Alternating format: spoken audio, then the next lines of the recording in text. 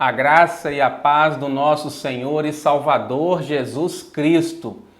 Deus ama a todos os seres humanos de forma incondicional? Não. Deus tem uma condição para amar o ser humano. E nós vamos ver que a Bíblia deixa muito claro isso para nós. Nós ouvimos tanto a vida toda certos chavões que parecem até serem verdades.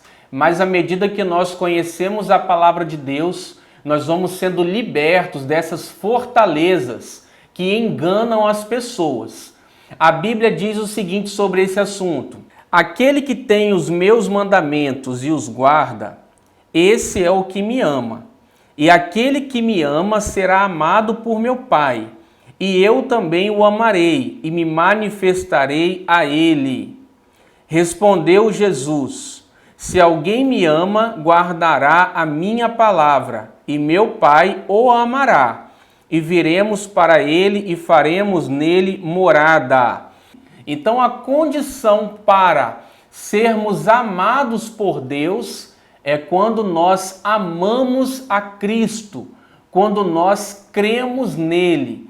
Também diz assim a palavra: naquele dia pedireis em meu nome, e não vos digo que rogarei ao Pai por vós, porque o próprio Pai vos ama, visto que me tendes amado e tendes crido que eu vim da parte de Deus. Então, o Pai tem nos amado, visto que, esse visto que é uma conjunção causal, que está relacionando a primeira oração com a segunda.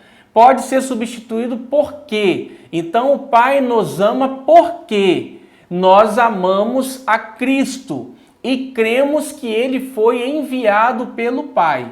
Então por isso o Pai nos ama. A NVI diz exatamente assim: pois o próprio Pai os ama, porquanto ou porque vocês me amaram e creram que eu vim de Deus. Então vejamos que existe uma condição para sermos amados pelo Pai. Nós falamos que nós não fizemos nada para sermos amados, mas Jesus fez por nós. Ele derramou todo o sangue dele, a vida dele na cruz do Calvário.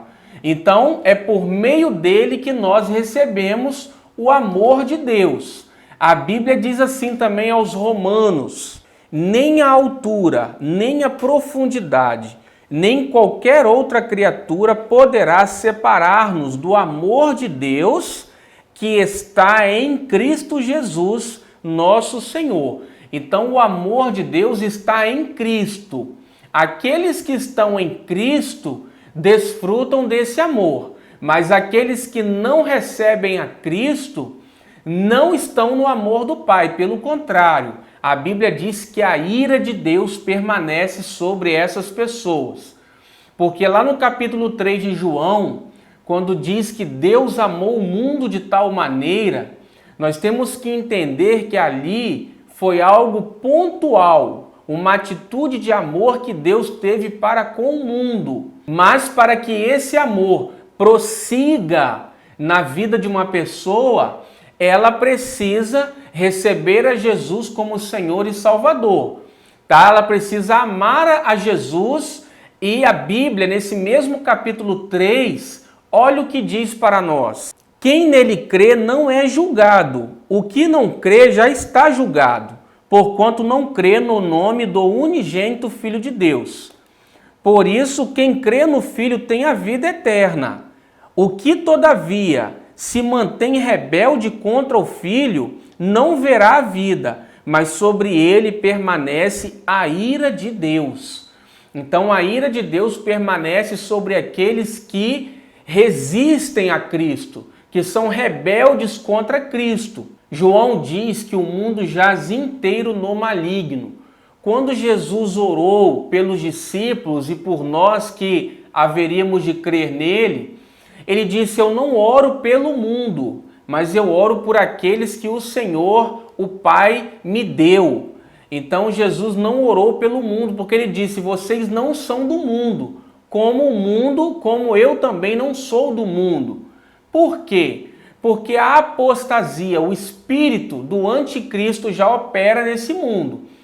E Paulo diz aos Tessalonicenses que acontecerá no mundo a apostasia, antes que seja revelado a besta, o iníquo, o filho da perdição. E o que será essa apostasia? Será a negação de Jesus Cristo como Deus.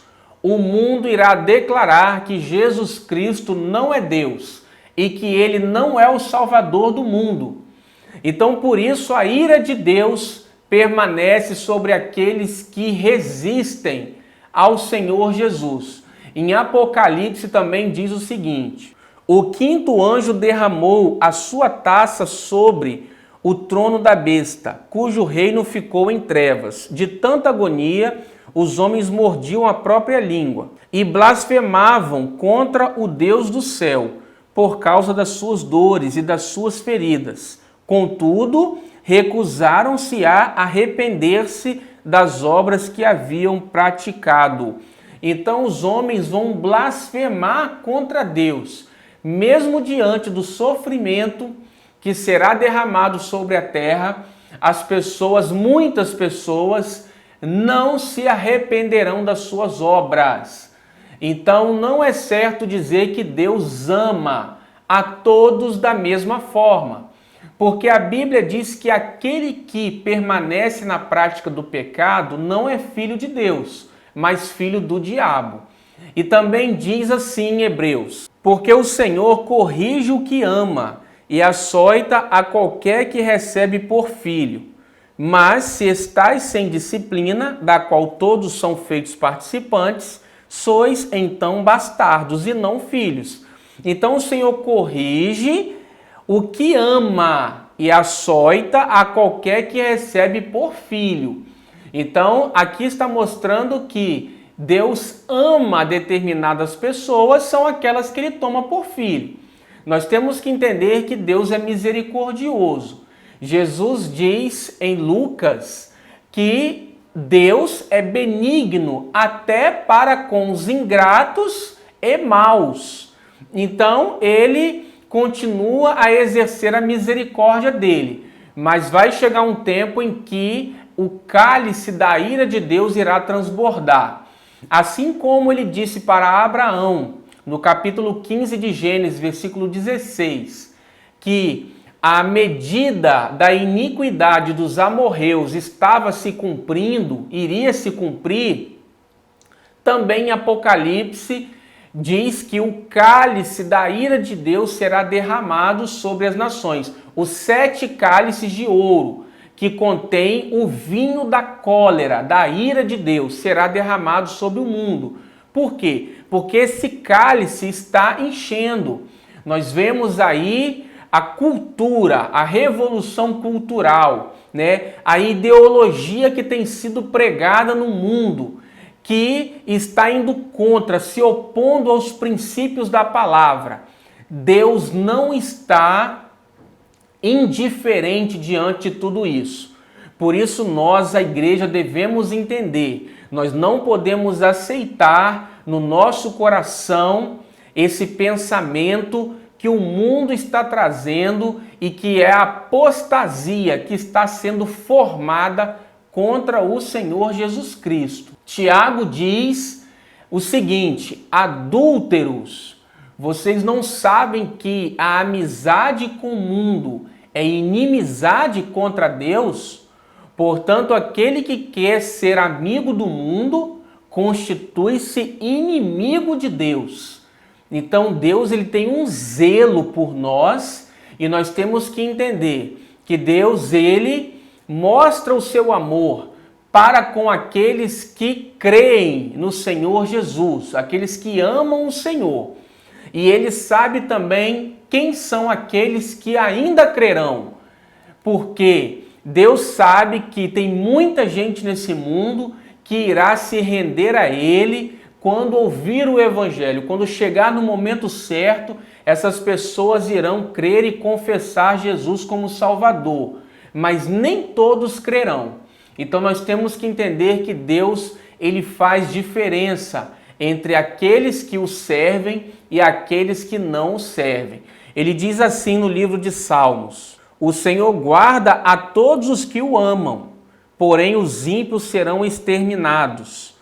Também aqui em Provérbios 8,17 diz: eu amo os que me amam, os que me procuram me acham.